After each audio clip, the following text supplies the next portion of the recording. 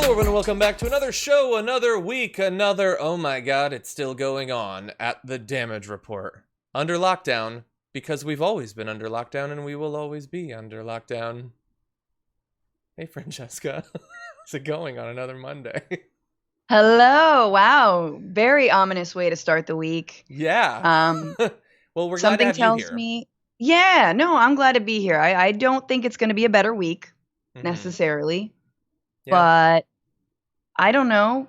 Look, I'm watching The Queen, and look, if you can't beat the colonizers, join them. You know what I mean? Exactly. But I did want to mark one interesting point in time. I remember when we acknowledged that we had hit 100 days of lockdown and then soared past it as my brain began to unravel. So that was obviously a long span of time. Do you know what other 100 we just passed? The with 100 days to the election. We did. It is now less. It's like 98 days until the election, which will either get rid of this horror and put in a new one that's going to be frustrating in all of its own ways. Yes. Or, dear God, are we going to be screwed? Oh yeah. What is going to happen if Trump wins re-election? There'll be lots of contingency plans. There'll be some Cal exit discussions.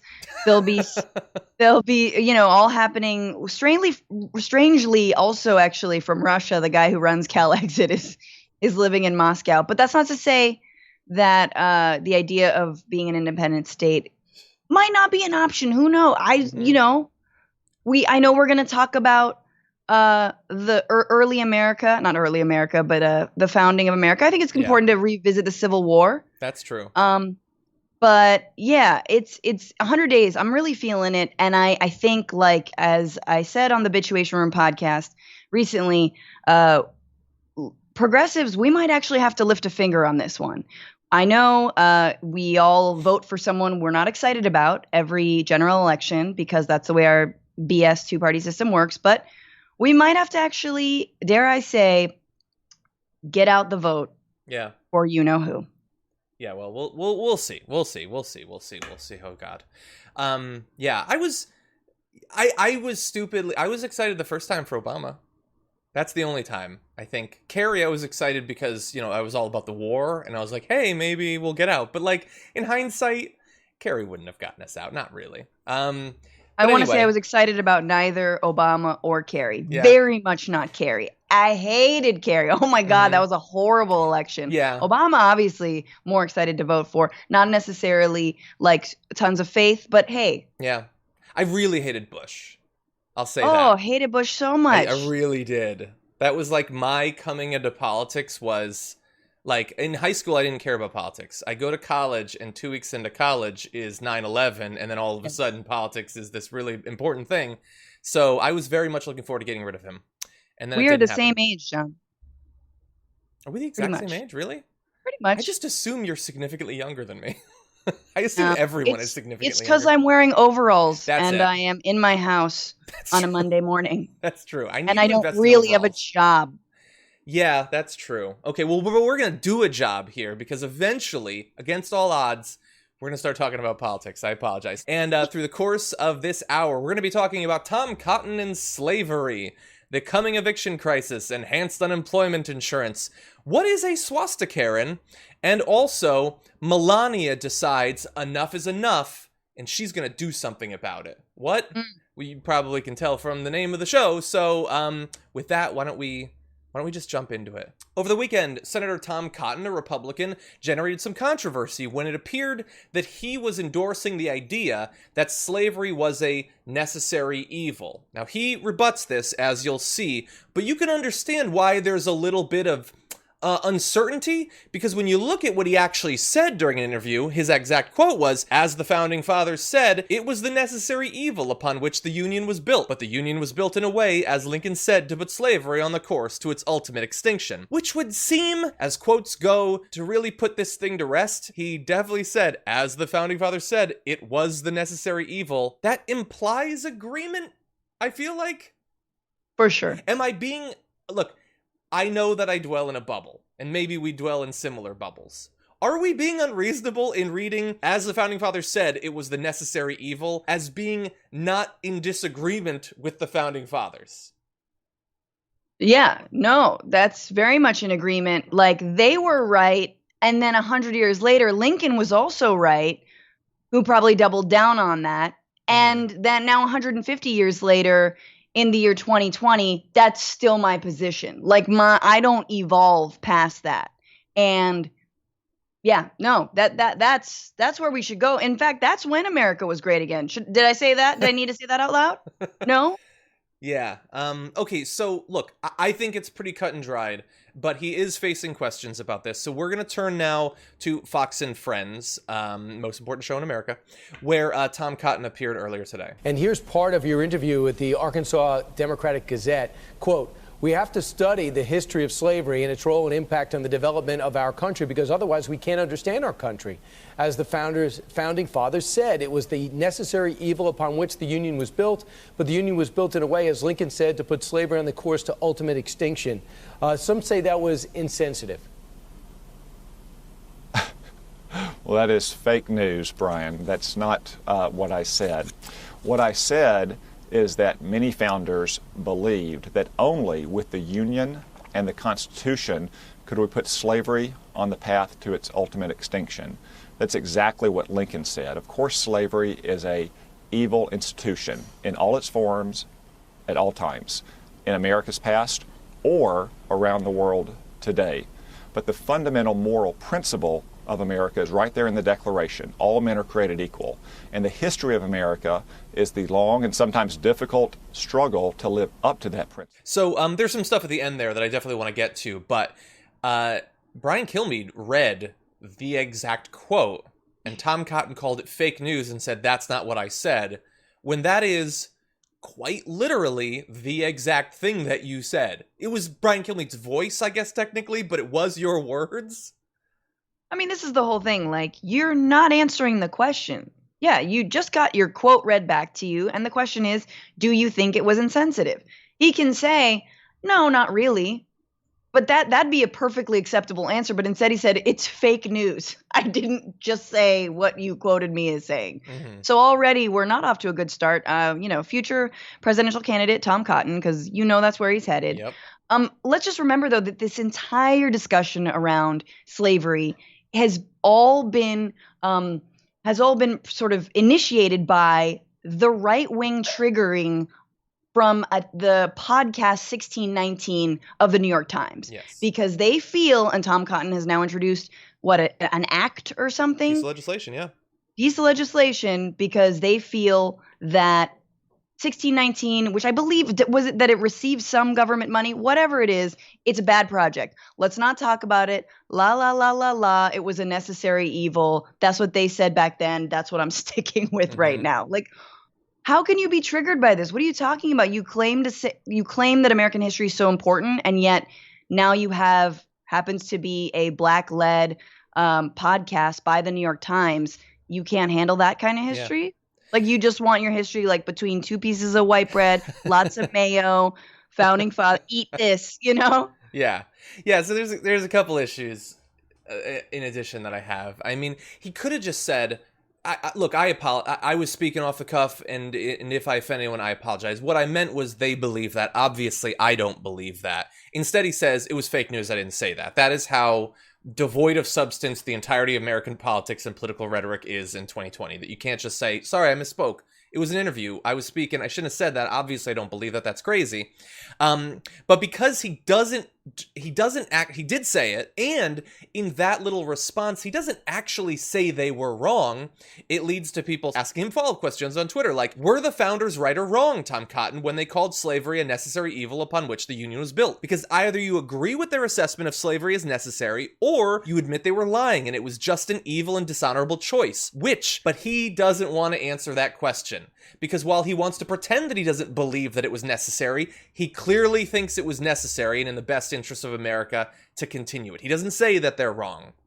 And it's interesting that, really fast, it's interesting that, like, he gets called out on this quote, and he says, well, Look, you got to understand the context of what they were saying. It was back then and it was complex. You have to understand the context. Even if it's difficult, we need to delve into the context while denouncing a project whose goal is to delve into the actual context, even though it's difficult, so that we understand what was actually going on. Yeah, that's exactly right. I mean, it's ridiculous that you can be triggered this much by a podcast. And he definitely said, I believe that the founding fathers who said it was a necessary evil were right. I mean, that's what his statement says. It's that, like, let's look back. It was a necessary evil, which in what world, right? And I don't even think that Lincoln's quote of the Union or this country was always meant to phase out slavery. I'm not even sure if you can say that was accurate, right? I mean, then we had a civil war because a lot of people didn't think that was the premise of the country. It wasn't really the necessary evil. It was the evil that everyone was turning a blind eye to.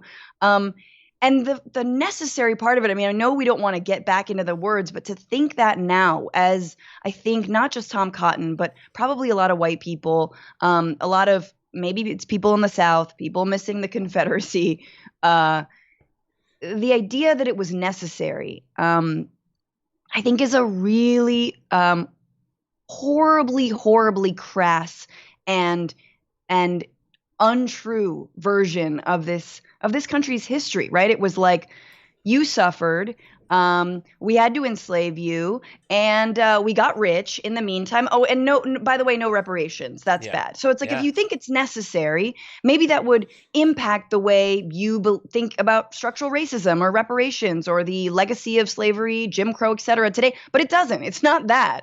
It's like, no, this was a sacrifice. It was necessary, and, shut up. Yeah. Essentially. Yeah, you're totally right.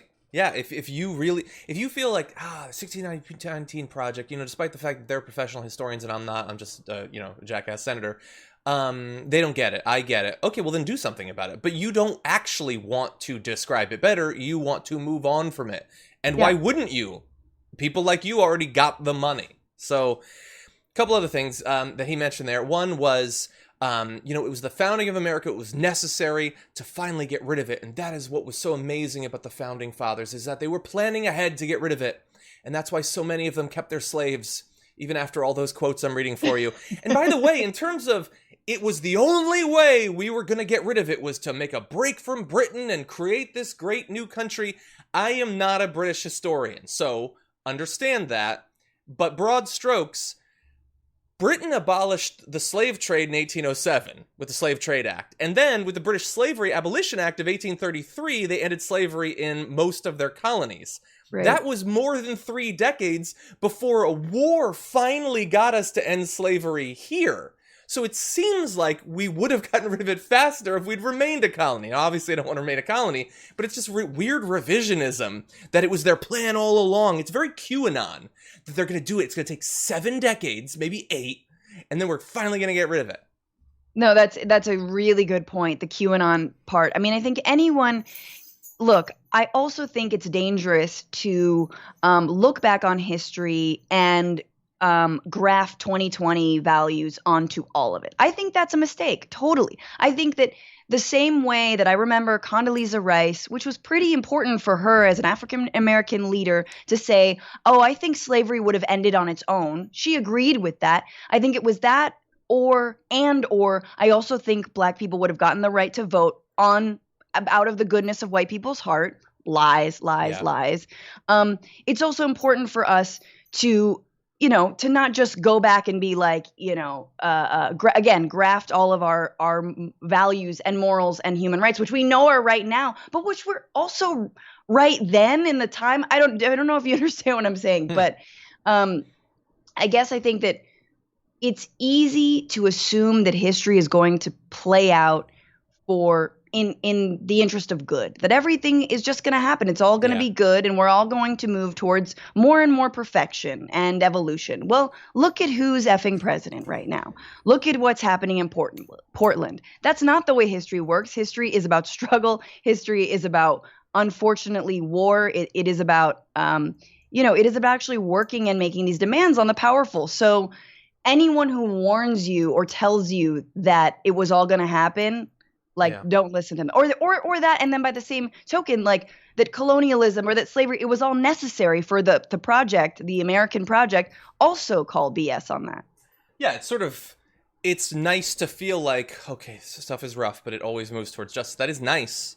Yeah. But it doesn't just happen. We have to help it. Yes. And on that note, one final point. So he says at the end of his little thing that, slavery was this great evil, I acknowledge that, and we've struggled ever since then against slavery and racism, these original sins that I totally still believe are necessary evils, but I'll pretend that it's just them. We've been struggling ever since. So here's the thing. People have been struggling ever since, but we've been struggling as if the whole country together has been struggling to get over that. That's not how that worked at all. The slaves, their descendants, have been struggling the entire time, and thankfully they've had some allies in increasing number as the decades went on, but it sure took a long time. For a very, very, very long time, I would say up until and including today, there have been any number of people who have not been involved in that struggle, not on the same side anyway. They've been fighting against it. And I would say that the sort of people who want to pretend that slavery wasn't what it was, that it was benevolent or not so bad, or maybe it was necessary, hey, look, we got a lot of money, those people have been around since slavery. They were making that case then. Yep. Thankfully, that's rarer now. But there are still people like Tom Cotton attacking the 1619 Project who are not allies in this fight, that are trying to either rewrite history or just move past it and ignore it and pretend that it didn't matter, that it has no effects on us today. Tom Cotton is not an ally in that fight. You're absolutely right. I just want to tag that and say this is exactly what it's about. I mean, if we think that having a white nationalist in the presidency, having a resurgence of neo-Nazis, having killers drive their cars into Black Lives Matter protests, get out and start shooting, like what happened this weekend in Austin. Yeah. If we think that the legacy of slavery and the Civil War and the civil rights movement is over, if we think, then we're idiots. We're complete idiots. And we're never actually going to move ahead, even if you are, racist. That you're an idiot as well. But I'm saying, like, you have no understanding of what it means to actually look at our history. You don't want to move past it. You don't know. In fact, you embrace the whatever it is that's happening, the like coming race war, right? You embrace this kind of violence. You want it to go on, and you yourself are fomenting yet another civil war. Not the Black Lives Matter protesters. The Black Lives Matter protesters, the people who are actually talking about this history, want healing. They want justice. They want to right those wrongs. Yeah. Right? Yeah. And so, I think it's, once again, a podcast, y'all. It's a podcast. Yeah. And by the way, in terms of being an ally, like, there are these protests going on right now where Black Lives Matter is saying, hey, stop choking us out on the streets of American cities every single day. And Tom Cotton, like, never forget, his initial response to that was, we should send in the military and give them no quarter. We should kill them and not take prisoners. That actually seems a bit more like something he would have had back in the 1860s. So I guess he is historically minded. But again, not on the right side of that conflict. On the side of the British. Exactly. Send in the troops and kill the black protesters is not what you say, and then expect goodwill when you start throwing around the terms like necessary evil. We need to talk about a relatively new show called the Republic, or UNFTR. As a Young Turks fan, you already know that the government, the media, and corporations are constantly peddling lies that serve the interests of the rich and powerful. But now there's a podcast dedicated to unraveling those lies, debunking the conventional wisdom. In each episode of the Republic, or UNFTR, the host delves into a different historical episode or topic that's generally misunderstood or purposely obfuscated by the so-called powers that be, featuring in-depth research, razor-sharp commentary, and just the right amount of vulgarity. The UNFTR podcast takes a sledgehammer to what you thought you knew about some of the nation's most sacred historical cows. But don't just take my word for it. The New York Times described UNFTR as consistently compelling and educational, aiming to challenge conventional wisdom and upend the historical narratives that were taught in school. For as the great philosopher Yoda once put it, you must unlearn what you have learned. And that's true whether you're in Jedi training or you're uprooting and exposing all the propaganda and disinformation you've been fed over the course of your lifetime. So search for UNFDR in your podcast app today and get ready to get informed, angered, and entertained all at the same time.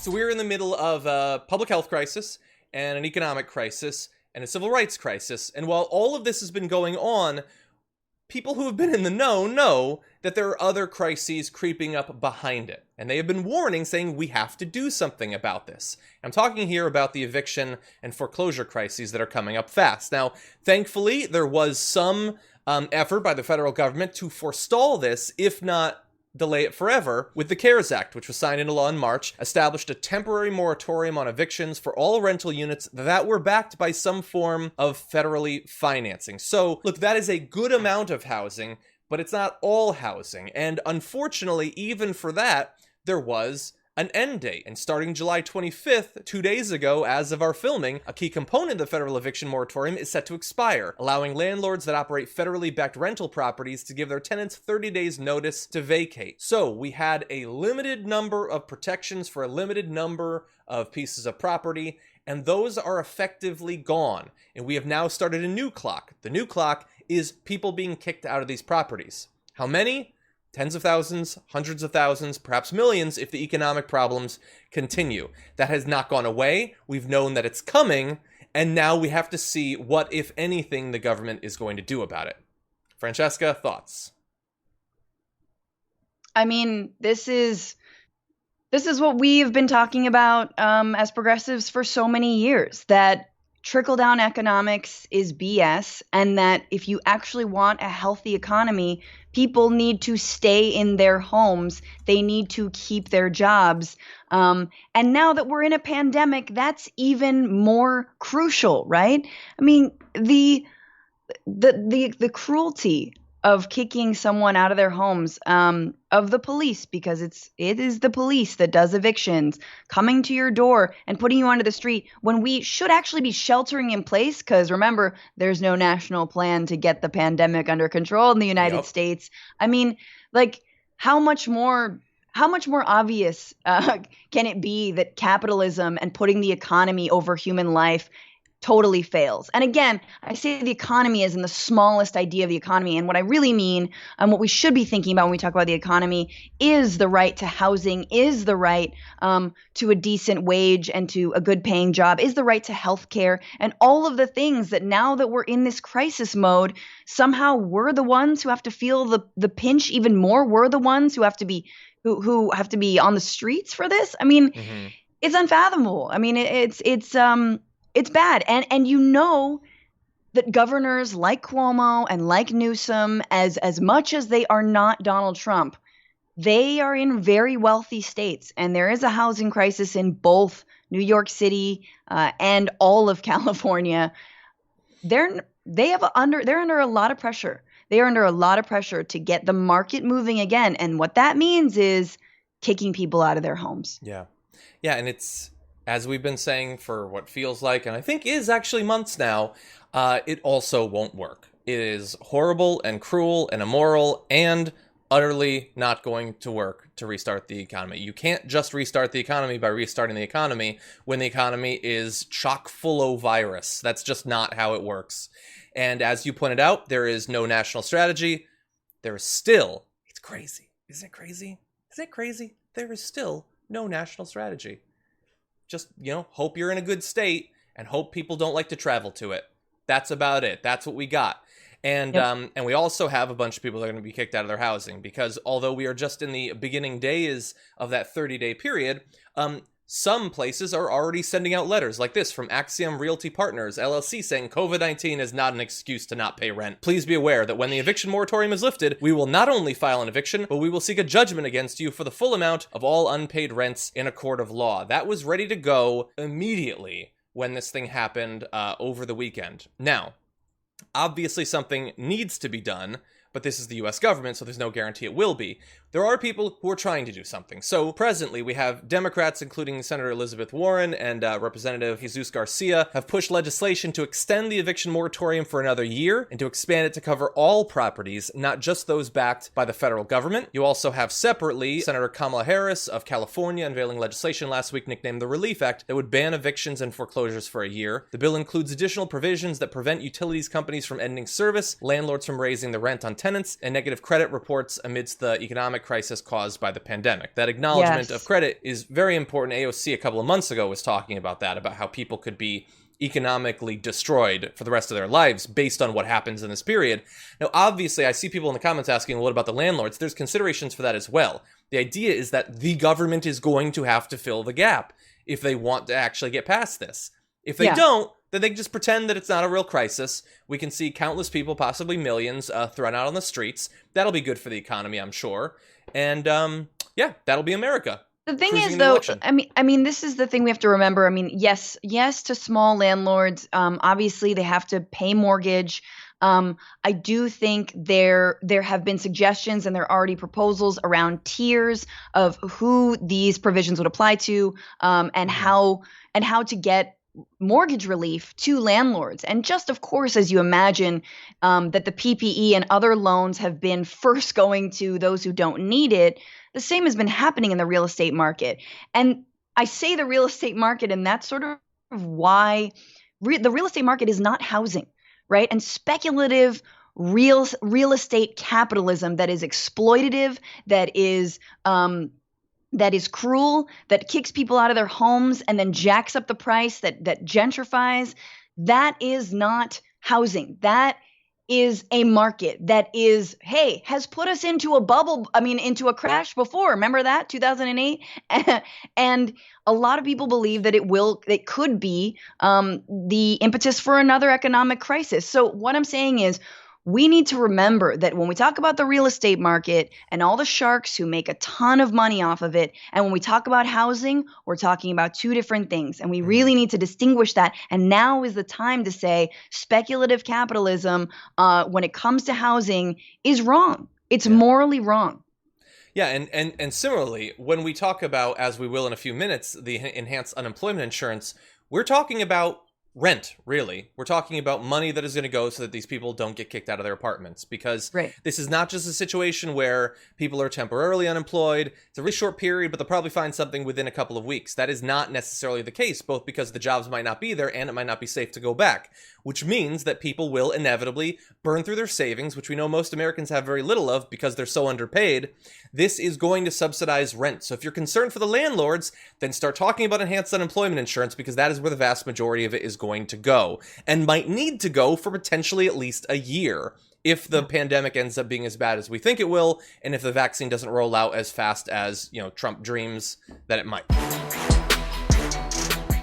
Debate is going on Capitol Hill right now about exactly what sort of benefit will go out to people as the pandemic continues to ravage communities across America. Will there be a one-time payment? Will there be a resumption of the $600 additional of enhanced unemployment benefits?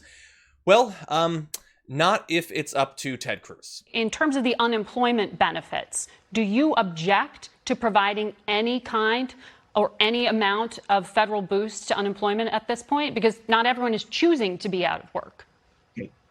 The policy that Nancy Pelosi and the Democrats are pushing adds an additional $600 a week of federal money to unemployment. We have the unemployment system. Right, and McConnell wants to take it down to 70% of prior wages. The problem is, for 68% of people receiving it right now, they are being paid more on unemployment than they made in their job. And I'll tell you, I've spoken to small business owners all over the state of Texas who are trying to reopen, and they're calling their waiters and waitresses, they're calling their busboys, and they won't come back.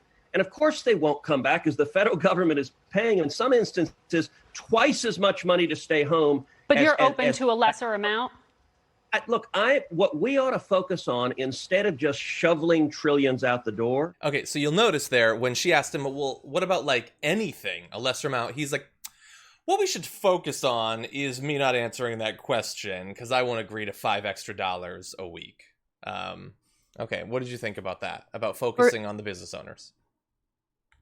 I mean, obviously, he does not care about small business owners at all. I mean, honestly, if Republicans need to take that word small business owner out of their mouths, because if they did, they would understand that the majority of loans and or assistance from all of the stimulus money has not been going to small businesses. In fact, the small businesses were unable to access the money they needed to stay open in the small window. And by that time, they already had to close down. So like, if you're talking about small businesses, then help them directly. We're talking about workers. Mm-hmm. And the idea that workers are paid to stay home, good. That's the whole point. They don't want to come back to work. I wonder why. Maybe because there's a killer virus on the loose and they could die, and that people are dying who are going back to work. I mean, I'm sure everyone's reading these stories, but there's a heartbreaking story of a 35-year-old woman who infected both of her parents who were at risk. She was a grocery bagger in Texas, and now both of her parents are in the ICU. She wore masks, she wore bags. Nobody in the store obeyed that, or there wasn't a requirement to, and now both of her parents are on death's door. So like, that is in your state. And also, can we just talk about what is going on with Ted Cruz's facial hair? It needs to go. He looks like a possum got in a fight with a raccoon, and that's all that's left. He's the possum. No. I don't want to see the wispy mustache that just. No, you're close. He is a possum cosplaying a Civil War general. That's what it is. Look, I agree with some of what you said, but I do have to take issue with one thing. Now, he rightfully calls out these damn waiters and busboys who are lazing about at home rather than jumping back into the trenches. And here's the thing. I was a waiter, and I was also a busboy and a dishwasher at an Italian restaurant. And we had a code, us busboys.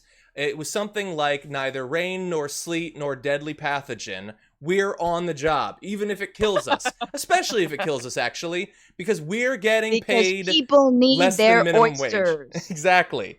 They need their pasta. And so if that means I have to die, gladly to bust those tables. No, it's ridiculous. I have an idea, Ted Cruz. Talk to less small business owners, which, as Francesca pointed out, you didn't even do that. Talk to a worker and find out why they don't want to go back. I have a suspicion. I think one reason they might not want to go back is because Texas just passed 5,000 deaths from coronavirus, which is a bad number, maybe scary, not quite as scary as this one. It had 1,000 in the last 6 days. Just Texas. Just 6 days. That's not even a week. They had 1,000 deaths. Maybe that is why these busboys and waiters and baristas aren't rushing back to earn minimum wage. Maybe. But what do I know? I just actually had those jobs. No, and I think that once again, we have to, in a lot of ways, right, as we strive to be more anti-racist people, we should also strive, in my book, to be a little more anti-capitalist and to try to get the boss man out of our heads. And when you are told, or you yourself are receiving more money than you would otherwise at a job, maybe you deserve it. We should be incentivizing people to stay home. Maybe your only job right now, a more important job, is for you to stay home and keep your family safe. Yes. That's the bottom line. Yeah. So don't feel bad about that money. That is what a country should do, is take care of its citizens and make it so that you don't feel like, oh gosh, I will be earning more money if I go back to work, because it isn't safe. Yeah. And if you're a right winger and that bothers you, that we would do this, or that we'd focus on people not dying, then how about this? How about let's beat this pandemic so that period is as short as it can possibly be, rather than this ridiculous middling approach that we've done from the very beginning that means that people are dying and the economy is dying. That's been great so far. And by the way, as to why Ted Cruz would say what he said, I've thought about it, and I believe that he has a mission in life, and it is to never eat food that hasn't been spat in. I think that's what it is, and I think he's well on his way. Ted Cruz, don't eat in Texas. You know who was a waiter in Texas? This guy. You know who would have spat in your tikka masala? This guy. If I heard you say that about me while I was trying not to kill my family with a deadly virus. That's nice that you think Ted Cruz would eat tikka masala. You're giving him way more credit. It's a good restaurant. I'd find somebody I'd like. Ted Cruz aside, what is the government actually going to do when it comes to these enhanced unemployment benefits? Well, we have Steve Mnuchin, who is bothered by part of this process, as he makes clear in this video. But the fundamental issue, and we all acknowledged, there was a technical problem where we were in emergency last time, so we instituted this quickly, and in certain cases people were paid more to stay home than they were to work. And I think that's something that the American public understands. We're not going to use taxpayer money to pay people more to stay home. So we're going to transition to a UI system that is based upon wage replacement. We've talked about approximately 70% wage replacement, and we're just going through the mechanics of that. Okay, yeah, they're just going through the mechanics because that's all it is to him, because he's incredibly wealthy and he has been his entire life because he was born into a wealthy family. The thing that has bothered me is that this bothers them more than anything since the pandemic began. It has burrowed into their brain that someone might be temporarily making slightly more than minimum wage, and they won't abide it. They can't abide it. These people have never worked minimum wage in their lives. They don't know what that's like. They have no idea how to survive on $7 an hour plus tips, or $4 or $5 an hour plus tips. Like, they've never worked these jobs ever. Steve Mnuchin, don't ever say his name without saying his middle name. His middle name is Steven Foreclosure King Mnuchin. Okay? Really? This guy got rich off the 2008 financial collapse. He kicked people out of their homes. This man prides himself on the destitution of Americans. And don't ever look to the American people ever again before you look to your president, who has done F all to get this virus under control. Don't you ever come at Democrats. Don't you ever come at the American people. We are doing what little we can. It is completely, I'm like so incensed. I'm so mad. Mnuchin needs to disappear into his double chin forever. Goodbye. Jesus. Yeah. Yeah. This is the only thing that is an injustice to them. From the beginning of the pandemic, through all of that, civil rights protests, all of that. This is the injustice, that they temporarily made a little bit more money, and we're not going to abide by it. We're not going to, as he said, we're not going to spend taxpayer dollars to let people stay at home. And as many people in the chat have pointed out, those are taxpayers that are going to be subsidized during this pandemic. They're not, like, I know that you don't think of them as fully human, and they're certainly not like you, but they're taxpayers. Do you know they paid taxes on all the money they made before they were unemployed? They pay taxes on their unemployment money. That extra $600, they pay taxes on that even. Like, they are literally taxpayers as you're giving them the money. But he's not going to give it to them. What was the tax break for the wealth? Was it 1.9 trillion? It was it keeps getting revised upward as those tend to. But yeah, it was a couple of $1 trillion. And he worked himself up into a sort of Zuckerberg-esque fury over somebody temporarily making minimum wage once again while not having to work. How enraged do you remember him being when he was okaying literally trillions of dollars going to corporations as part of the stimulus during the pandemic? I don't remember a lot of anger at that point, even though it was a lot of money and could, in theory, have the companies end up making as much money as they were before the pandemic. For shame. Now, here's the other issue, though. Because what he just laid out there is, we've got a solution. We're going to pay them less. We're going to scale it down to like 70% or whatever. And then we're still going to pay them. We're not ghouls. We just look like that. Here's the issue with that. According to a memo from the National Association of State Workforce Agencies obtained by NPR over the weekend, they warned that replacing the flat weekly payment with a more complicated individualized benefit based on prior income, quote, would take 8 to 20 weeks or more for most states to fully implement, depending on the formula the White House and the GOP ultimately propose. The short end is 2 months, meaning that such implementation delay could mean a huge gap in payments and a bigger backlog for millions. And I would wager to guess that if you're the sort of person that desperately needs this extra $400 to $600, you can't wait 2 to 5 months to start getting it. Steve Mnuchin's his department paid stimulus money to dead people. I want everyone to remember that when they're talking about implementing some other kind of complicated system. Dead people were paid. And I know a lot of folks didn't get the $1,200 stimulus check to begin with. A lot of people are still waiting for that. A lot of people are still waiting for unemployment. So you're absolutely right. Like, do we trust this government to deploy something minimally more complicated? Yeah. No, it's simple. Flat payment larger than $1,200 that recurs as long as the pandemic is going on, which might be the kick in the ass necessary for the government to actually do something about it. Enhance unemployment benefits for all who are laid off, and not through any fault of their own.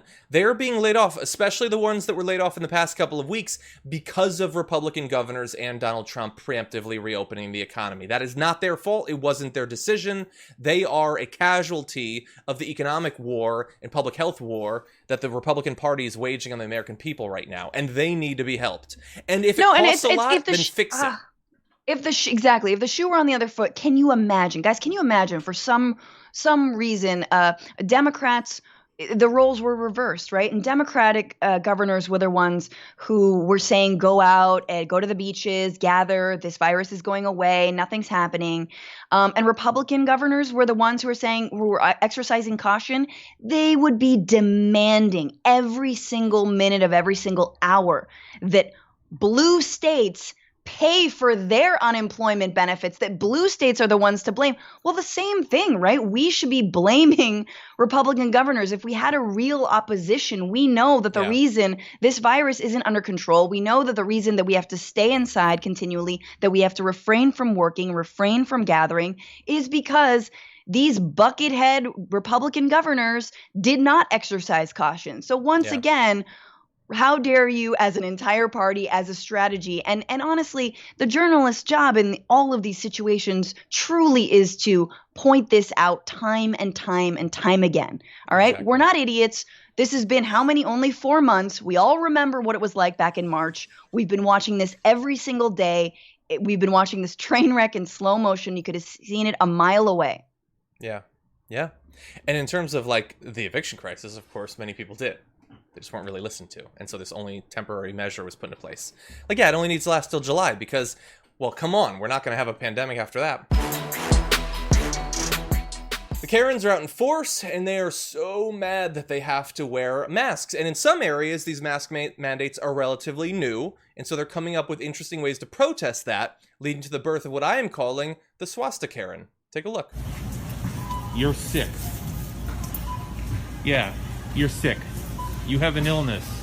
You can't be American and wear that mask. You cannot. We literally had a war about this.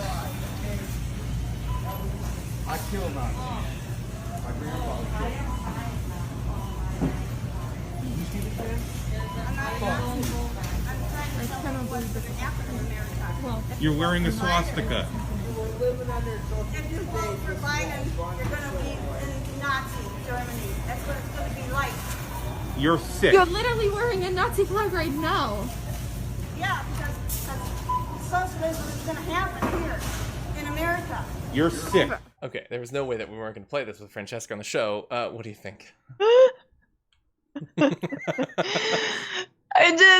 What a fail. It's just like, it's the Nazi fail, you know? I love the Nazi fail because, of course, the cult of Trumpism, everything else is Nazism except for their leader, the one sending federal troops into cities and around the country. But she's trying to explain herself. You hear her. She's like, no, it's not that I believe in Nazism. It's that the mask is fascist, and this is what's going to happen if we keep having to wear masks. Don't you get that? Don't you get that from me wearing a swastika on my mouth? No, lady, we don't get it. You failed miserably, you guys. And if you have to explain it, it doesn't work. You just look like Nazis, which is brilliant because that's what the cult of Trumpism is. You know what it gave me strong vibes of as you were saying that? when you think about her, like, you know what? I'm going to show them what they're going to have. And then they're like, you have a swastika. And she's like, but no, this is what you're going to have. It's like, if you recall that old Seinfeld, when Kramer was protesting the post office by saying that the bucket was on the head of the postman, that's how they blinded you with the mail. And everyone was like, but then shouldn't the bucket be on your head? It's like, they just don't get what they're trying to say. Why is it on the postman if the mail has blinded us?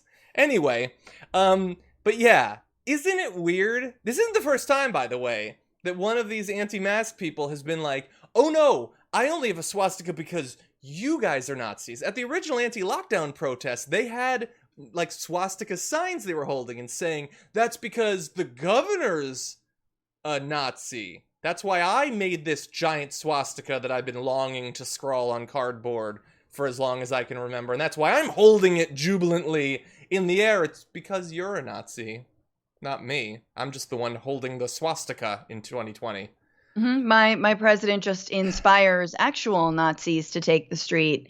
But no, that's not what this is. Just write a few more words, guys. I know you've got the words. Just write, you are the swastika. Exactly. This is swastika. Like, whatever you need to do, just pad it with something. Because then you have to avoid. But can I just say that with just the way that their masks look, they were very like, they look like very Dr. Seuss Hop on Pop twins, like with their little swastikas. Like. Yeah.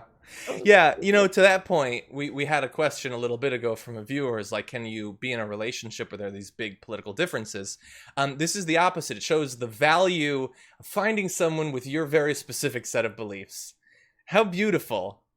Find you a person who will, like, wrap a Nazi flag around their head. Yes. Yeah. No, don't do that, though. That's a bad idea, but wow. Yeah, they were banned for a year from that Walmart. They can't go back there. Of course, the thing is, I guess no one's seen their face, so how are you going to stop them? Although maybe they wear the masks a lot, the swastika flag. Anyway, yeah, all this is because... Was that the guys... Sorry, remember in San Diego there was a dude who was just straight up shopping with a KKK hood on? Yeah. Like, no, this is because this is like the KKK. Exactly, yeah.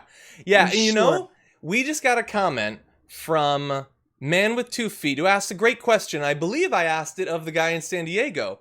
Man with 2 Feet says, if they're not Nazis, why did they already have the masks? That's a pretty good point. Like, if I want to make a point about how you're being a Nazi, I don't have a swastika to do that with. Because no normal person has a swastika printed out.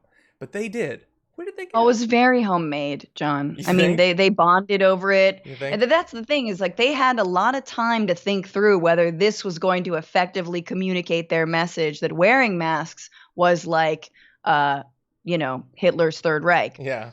And they shoddily sewed that together because, let's be real, pretty shoddy job, not a great mask. Mm-hmm. And they decided after that 5 hours it took for them to sew it, yes, that was a good idea still. Yeah.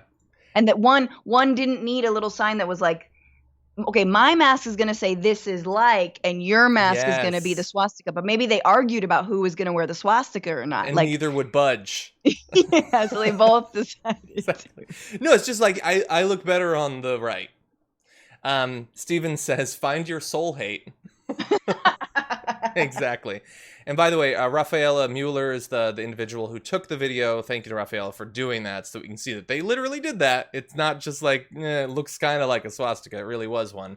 Governor Tim Walz of Minnesota instituted a mandate requiring face coverings in indoor public spaces and businesses in an attempt to curb the spread of COVID-19, which makes sense to you if you accept that there's a pandemic, but a significant percentage of this country does not. I have been very critical of the government response to the pandemic and to the civil rights protests of the past few months. Maybe too much so, because while Donald Trump still isn't doing much, Melania is trying to fix things by announcing that she's going to be revamping the White House Rose Garden. She's renovating it, a signature showcase of power used by presidents for decades. And asked about this, she said, "Our country has seen difficult times before, but the White House and the Rose Garden have always stood as a symbol of our strength, resilience, and continuity. Not continuity with reality, I'm detached from that, but continuity with rose gardens of the past." Yeah, they're going to be doing an upgrade. It's going to include electrical upgrades for television appearances, a new walkway, new flowers and shrubs, 2 new colors of roses. Is meant to be an act of expressing hope and optimism for the future, which we all need because we've got a government that is doing literally nothing to help us other than plant roses. So all we have is hope for the future. Look, Melania is trapped in a loveless relationship that she absolutely deserves every minute of. And that's whatever. And look, her Be Best campaign didn't quite take off the way it needed to, maybe because no one could understand what it was about. But this I support, but only if she frames it in this like hashtag quarantine projects, like stay at home with Melania. Everyone's redoing their gardens. Everyone's working, hey, from a small succulent houseplant to your giant rose garden. Like that I would excuse. This just feels a little bit like, the Queen of Hearts is painting the roses red. There are Queen of Hearts vibes. It's like a little bit Wonderland, a little bit Versailles mixed together. Yeah. If it was like, hey, this week we're planting roses in the rose garden, next week sourdough, then yes, maybe as sort of like, because she's so detached from everything, that would be good. But that's not what we're getting. What we're getting is, at the same time that White House officials, like we showed you, are arguing that people haven't earned the $600 of unemployment insurance, we're going to spend what I only imagine is more than a couple $100 revamping a rose garden that Donald Trump mostly uses to attack Biden during press conferences. That seems a little bit detached from the struggles that working class Americans are currently experiencing. I hope there are handrails on the walkway because, Dad Trump needs it. Yeah, slippery. I think there would be fountains of blood as well. Exactly. It's not complete without the fountains of blood. Paint the roses with the blood of the young. I don't believe the Q stuff. Don't come for me. But anyway. There will be Botox stations. It'll be beautiful. I don't know what accent I'm doing. I forgot how to do Melania. You've done Melania on your show. I have. And I've I took a lot of heat. This was in the first year of Trump's presidency when everyone was like, maybe we misunderstood America. Maybe, oh my God, reach across the aisle, our bubbles. I'm so glad we're done with that phase of ridiculousness. But I was making fun of Melania, not really directly. It was like a makeup tutorial, and people got so mad. How dare you make fun of Melania? How dare you, imitate her? Once again, we live in a country that has free speech, and I'm glad we're over the honeymoon period with this fascist. Yes, and let's just recall she was a birther, and she's awful, and she's done literally nothing apparent to stop Donald Trump from being his worst self. So we get to criticize her because she's in a position of authority and influence, and she's using it to plant roses rather than to protect kids from being thrown into cages or get Donald Trump to wear a mask and stop 1,000 people a day from dying from a pandemic that we could have prevented. Yeah. It's going to be very ugly. It's going to be bad. You mean the rest of the election? No, the Rose Garden. Oh, yeah? Well, you remember her Christmas thing with the red trees that looked like they had been bathed in blood. Yeah. It's going to be just like jagged rocks. Again, fountains of blood in addition to the Botox station, just cold steel. It's the Mordor Garden. Very much so. I know that throughout this pandemic, a lot of people have been missing professional sports and have been wondering, when are we going to get back to it? Well, for some sports, they have already resumed, generally with digital audiences and things like that. But there are fears that this entire thing could fall apart thanks to COVID-19, and it has not taken long for that to be demonstrated, with the Miami Marlins home opener set for Monday night against the Baltimore Orioles being canceled due to a COVID-19 breakout, with at least 14 people, including players and coaches, testing positive in recent days, sources told ESPN. The MLB says it's going to be conducting more testing, and they put out a statement saying that the members of the Marlins traveling party are self-quarantining in place while awaiting the outcome of those results. Now, obviously, wish the best to those players and the coaches and their families, hope that it hasn't spread beyond that and that they get past it quickly. This does demonstrate the fear that even with no crowds and even with them being relatively walled off, it is still a pandemic, and pandemic spread, and it already has. I mean, that's a forfeiture to me. Orioles win, dude. This is... You're a monster. You're a monster. Come on. I mean, look, I do, once again, retribution to the red states. Miami Marlins, Florida, DeSantis, you reap what you sow. It's right there. Mm-hmm. I mean, they don't individually reap what they sow because so far as I know, the Miami Marlins players weren't advocating for no masks. But of course not. This is a natural consequence of DeSantis and Trump's strategy. I'm just saying, like, these governors don't deserve... I'm like, look, I know people need some kind of respite and that sports are a lot of people's respite and we can't all, make cocktails like Mama Fran over here. But I am like, I don't know if we need another distraction. We have 100 days to the election. Our cases are on the rise. Maybe we should focus elsewhere. Yeah. Like, maybe that's I'm sure that's an unpopular opinion. I know a lot of comedians and podcasters who are like, please, sports need to come back so I have something to talk about. Yeah. Yeah. But we've got bigger fish to fry. A bigger marlin. A bigger marlin to fry. I don't know if you fry. Alyssa Young says, John is so soft, everyone is a monster. Thanks. Yeah, and look, I want things to be back. I mean, I don't care if sports come back. I mean, for other people's sake, I'm not going to watch them or whatever. I got a million things I got to do. But you know what? I'd love for Black Widow to be released. There's a new James Bond movie, which I should have already watched like 10 times, but can't because of this pandemic. I've got a stake in the game too, everybody. It just doesn't, it's not round and you don't chuck it. But I do care. And just think about, like, for the right-wingers who are so obsessed with this as a symbol, like Sean Hannity from the very beginning has been saying, we got to have sports, we got to have sports. Think about how powerful it would be. I'm saying this at the risk of giving Trump the election. If he actually locked everything down for like 2 solid months, maybe a little bit longer, 2 solid months, mask mandates with penalties if you don't do it, actual assistance to everyone who's going to be harmed by this so that we minimize the economic damage. You actually bend the curve down to almost zero, as many other countries, including countries that were very hard hit, like Italy, have been able to do. And then he cruises the last month to the election, having beaten the pandemic, and businesses are reopening. This big, giant, baby idiot doesn't get that that is the only winning strategy available to him. And he is too proud or too stupid to actually follow it. Amen. That is exactly right. Thank you. Well, Francesca, you've been the best as always. Thank you so much for joining us. We always look forward to Mondays for having you here. I do too, John. And Sundays as well. Why is that? Oh, thanks for asking. I have a podcast. It's called The Bituation Room.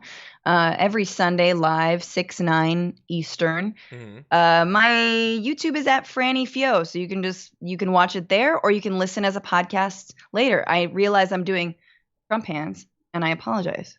And I got a notification. I think it was a little bit earlier that the most recent episode had been uploaded to my Pocket Cast, and the title is "Cuomo is Not Your Boyfriend." So how is that not going to be fun? Come on. Yes, we talk all about Medicare for all. There was another title in the running that was very much not safe for the damage report, and you'll have to listen to the episode to find out what that title was. But yeah, we talked about Medicare on a statewide level. It was really good. I buy that because the name of your show is barely okay for the damage report. So the titles go even crazier. Okay, Francesca, as always, thank you so much. Thank you, John. Be well. You too. Be safe out there. Very excited to welcome back to the program senior reporter for The Root and the host and founder of the Black Diplomats podcast, Terrell Starr. Welcome back to the Damage Report. Hey, thank you. I'm happy to be here. Y'all are my favorite guys. So thank you so much. I'm glad to have you here. And you're here via Ukraine, actually. That's where you're located right now. Yes, I'm in the Western Carpathian Mountains. A night train over from Kiev, the capital, further in the east or central part of the area. Yeah, in the cabin, as a matter of fact.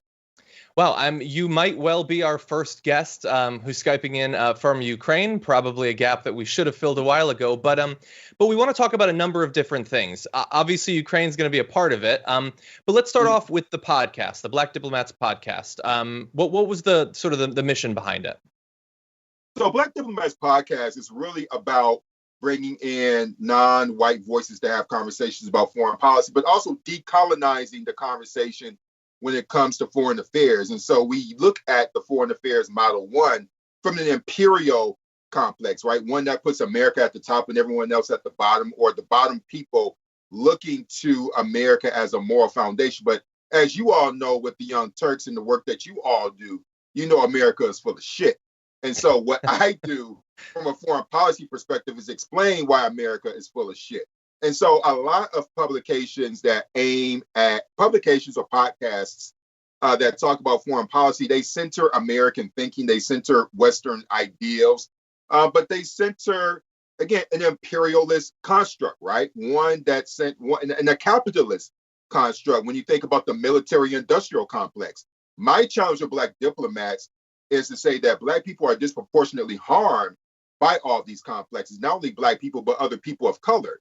And ultimately, when we really think about it, white people are being screwed over by this military-industrial complex. We just need a platform where we're bold enough to say so. And so Black Diplomats, for going on our 6th episode, is really about bringing all these voices together, centering Black people, centering people of color, so that we can really create a safe space, a space where you don't feel like you have to fit this conventional definition of an expert in order to talk about the world. Yeah. And look, the U.S. media has been long criticized, and rightfully so, for not having much coverage of what goes on outside of our borders. But even when they do, it tends to be academics, overwhelmingly white, very rarely people who are actually affected by the events or the policies that they're talking about. And you're not just talking to people who can analyze it. You're talking to people who are affected by what America does domestically and abroad. Absolutely, and that's the whole point. So the reason why I named my podcast Black Diplomats is that anybody can be a diplomat. You don't have to be in the foreign service. You don't have to be a part of the Ministry of Foreign Affairs if we're talking about Europe or any other part of the world. You just have to be somebody that is curious about where you live and having a conversation with somebody across borders. That's what being a diplomat is, picking up the torch, being willing to say that this is what's going on in my community. Tell me about what's going on in your community so we can have conversations. And what often happens, and I've learned this from my job as a senior reporter at The Root, traveling around the country, you really don't get an understanding about how people look at America until you get on a plane, you go down to Mississippi, you go down to the Delta, you go down to Middle America, you go to Detroit, you go to Baltimore, you leave this social media network where you have kind of like all the intellectual thought, which is important, right? I mean, that adds value. That leads to discourse in many respects. But if you want to understand the electorate, it's about getting your feet on the ground and talking to the people. And that's what Black Diplomats does. But the only difference is that we're doing it on a global scale. And so we're getting the feet of the people are on the podcast. And so I purposefully center people who are activists who are doing the work. One of my episodes, the 2nd episode, dealt with a Black woman, an Ethiopian woman who organizes domestic workers in Lebanon, because a lot of Ethiopians go to Lebanon for domestic work. And in Lebanon, they have something like a modern day slavery system for people who go there. And so Lebanon is going through a currency crisis. And so where do we hear about these stories where somebody can go on for an hour and talk about these things? And so Black Diplomats is that destination. And so absolutely, it's all about the people. And as we proceed, we're going to have more conversations with the people. One of our episodes is going to deal with LGBTQ plus people in Eastern Europe. What is it like to be an activist? What is it like to do the work, be on the ground, and advocate for your rights if you're a gay person or if you're a trans person in Russia, in Georgia? And so that's the thing about Russia. When you hear about Russia, we're going to hear about queer voices, gay voices, the unconventional voices that we rarely hear about, as opposed to the people at the think tanks. Yeah. No, look, that's fascinating. And I'm already looking forward to, hopefully us talking again in the future and talking about more of your episodes, because the 2 examples you just cited, I mean, maybe at some point something was talked about on CNN, but I can't remember. And if it was probably someone in the U.S. who had traveled there rather than someone on the ground who was actually working on it. You did mention, though, getting that perspective of America and its policies from people who aren't inherently biased by living here. And so you're in Ukraine right now, and I'm curious. I've been wondering, as 2020 has developed and America has failed to address the pandemic worse than perhaps any country in the world, and its reaction to the civil rights protests have been incredibly barbaric and cruel. How are people outside of the U.S. seeing that? That's an excellent question. So a lot of people now, the wool has been removed from people's eyes in many respects. People see America for what it truly is. And in my personal experience, I'm unique in that I am a Black American that a lot of Ukrainians don't really have any access to or exposure to. In fact, my guest here, my host, who's hosting me at this property, I'm the first American that she's dealt with. And so American period, right? Now, mind you, I'm in the mountains of Western Ukraine. And so, there's a lot of curiosity about Trump. There's a lot of curiosity about protests and everything. And so I think that there's really a question about, wow, I thought America was a civil society. I thought America, these types of things don't happen. And so I think a lot of us live under the assumption that people think that they know, that people think that folks know what's going on in America. But in reality, they really have very little idea. They see things in the media, but they don't know who to trust or what to trust or which resources are telling them the truth, because they've been bought into this idea of American exceptionalism, right? Even though in their hearts they know it's not true. One thing that complicates that is that the Americans that they do have contact with are often white, and they don't have the personal experiences, unless they're vigilant about it, to tell them that the America that they've grown up to understand is not what it is. And so I spend a great deal of my time in my own kind of personal diplomacy, giving them the real, much more a clearer story about all of the troubles and all of the racism and all the white supremacy and the imperialism that America undertakes in order to assume its power. And those conversations often are very illuminating for people here. Yeah. You say that they're not sure what news they should trust. And like when I'm combing through the news every day to put together my show, I don't always know necessarily. And I live here. So I can only imagine how much more difficult it is when you're stripped of the context of growing up around some of these outlets. Yeah, but listen, though, when you think about news and information, my job and your job is to disseminate information. We're trained to do this.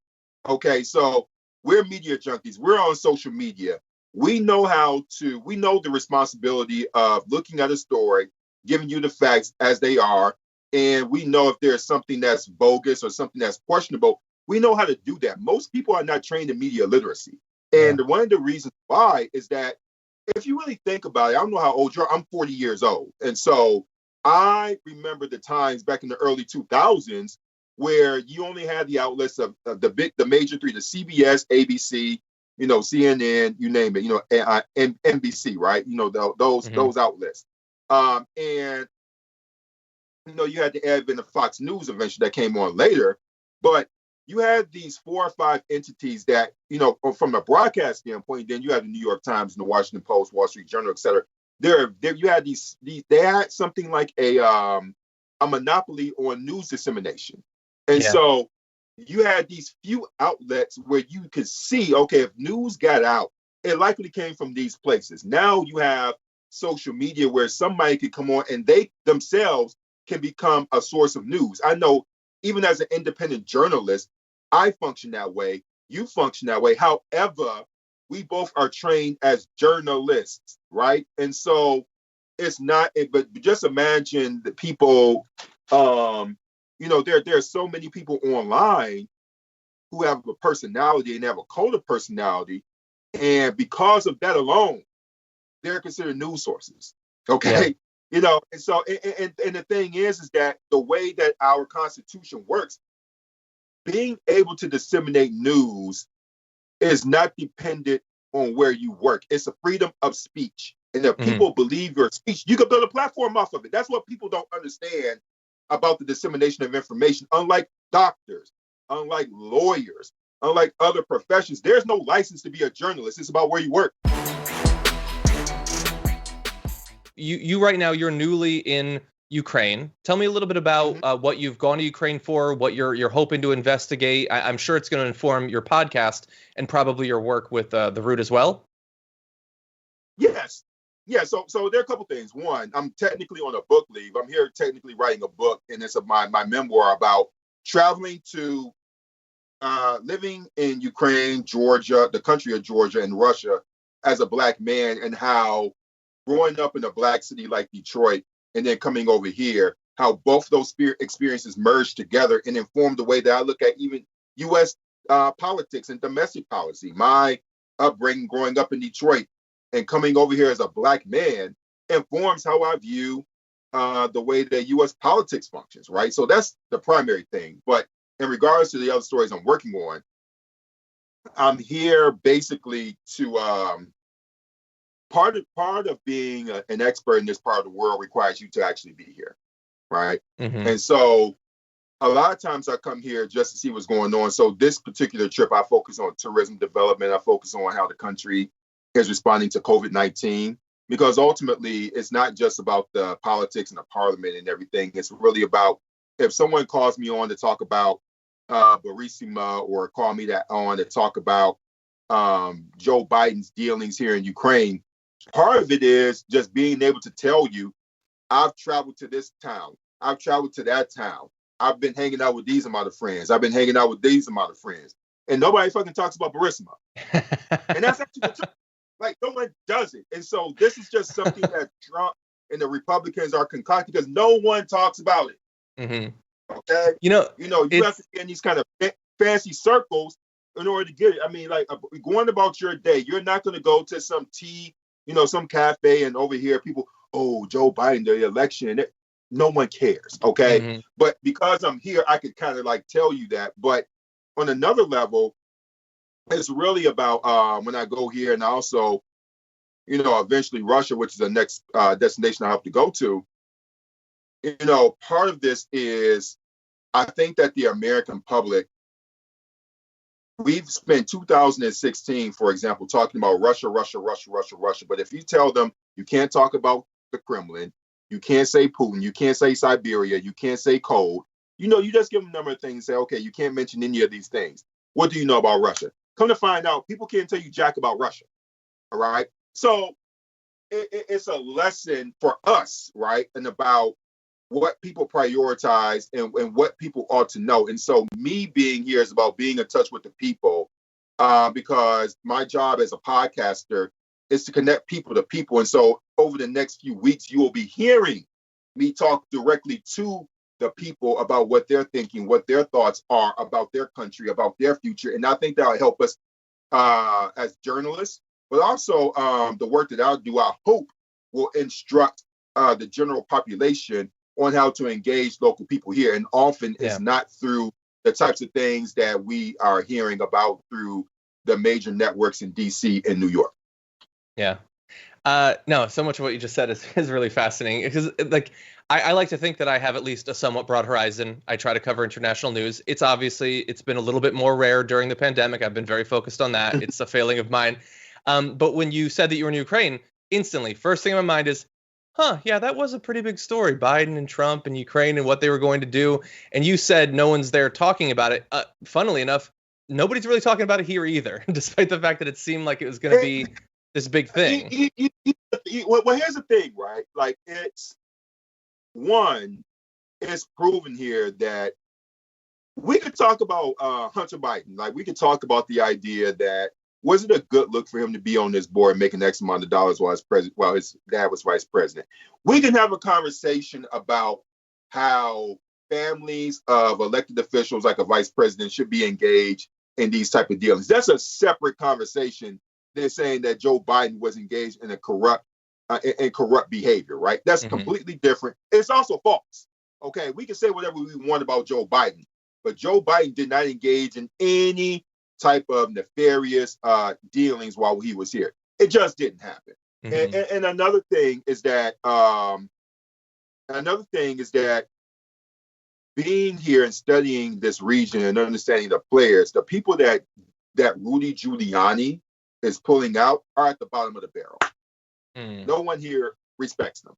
Okay, but here's the thing: as somebody who doesn't understand Ukrainian politics, the which is most American viewers, they don't know that. Mm-hmm. Okay, you know, it's funny you say that though. I don't know much about Ukrainian politics, but when Rudy Giuliani raised these people up, I suspected nobody respected them. I wasn't sure, but I suspected. But most people don't. Yeah, but see, the thing is, because you are trained to funnel out bullshit, mm-hmm. you are able to deduce that without knowing anything about it, because you're trained you're trained to ask questions and be curious. But most Americans, most people are not trained in media literacy. Yeah. I want to ask you one more question, just because I'm now curious about Ukraine. You mentioned there that that's one of the things that people are worried about is coronavirus. Tell me about the experience there. How is it affecting people's lives? Has it become politicized the way that it has in America? Do they have faith in their government to deal with it? And I know, when Trump talks about Europe, how it looks like they have less cases, that's just because they do less testing. Is that the impression that you get? What's the reality on the ground in Ukraine for the fight against the coronavirus? Well, the reality in Ukraine is that they're dealing with far fewer resources than the United States, and here the country is still very much a challenge. When I came to Ukraine, I had to have travel insurance that if something happens to me, if something requires an emergency evacuation, I needed a document or proof of insurance that would ensure that I would be able to get myself out of the country, so I would not burden or tax the healthcare infrastructure of this country. So I had to have that. Right now, Ukraine is not part of the European Union. So while most countries in the European Union have banned Americans from coming, Ukraine welcomes Americans. We just have to go under this quarantine for 14 days. So I have an app on my phone where I have to take a photo of myself each day, and the app scans the metadata so it can pinpoint where I am. And so now it's surveillance. Okay, let's just call it it's surveillance, right? And so, it seems like it. Yeah, it's surveillance, and so that's their way of keeping track of foreigners that are coming in. And so, why is Ukraine doing that? I'm actually going to be doing some reporting on this in the next few weeks. But what you surmise is that Ukraine, it can't afford to drastically cut off its tourism industry, right? So that's what you're suffering with. And a doctor here, they're making $500, $600 a month. If that, nurses are making $300, $400 or roughly lower. So you're dealing with a system that's not only taxed, but people are underpaid. And so it's a lot more stressed than America. But in regards to the faith in government, the current president, Zelensky, is in a pretty precarious situation. He came in this idea of I'm going to reform the country, and he came in under this idea. He beat a former president Petro Poroshenko, right? And a lot of it was that it was because of the failure to end the war that's going on in the eastern part of the country, that's in Donetsk and Luhansk, and the annexation of Crimea.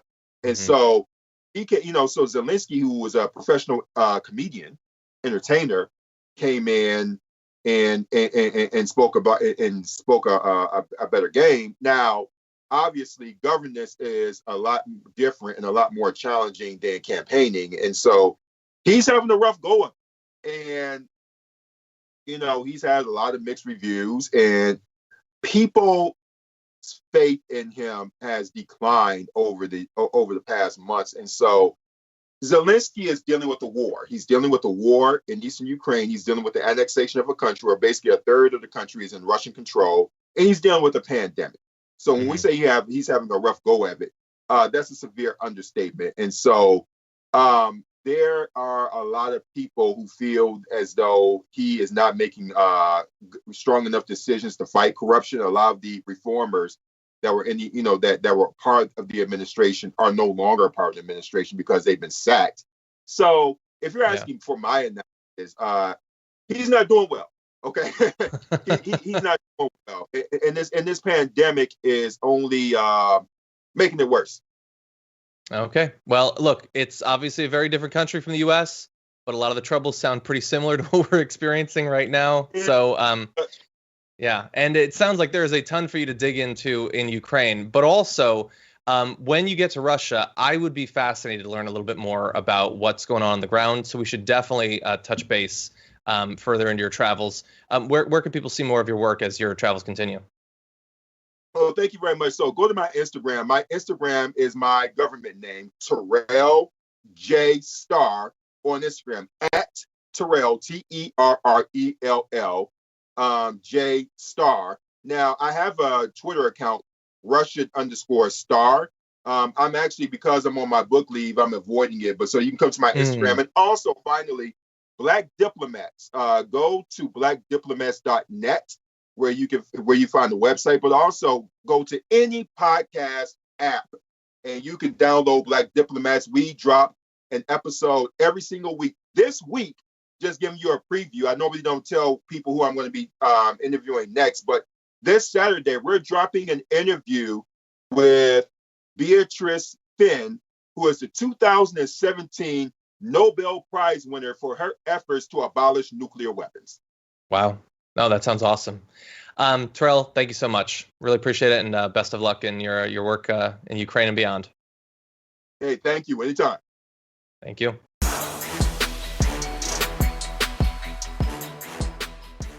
Thanks for listening to the full episode of The Damage Report. Support our work, listen ad-free, access members-only bonus content, and more by subscribing to Apple Podcasts at apple.co/TYT. I'm your host, John Adarola. I'll see you soon.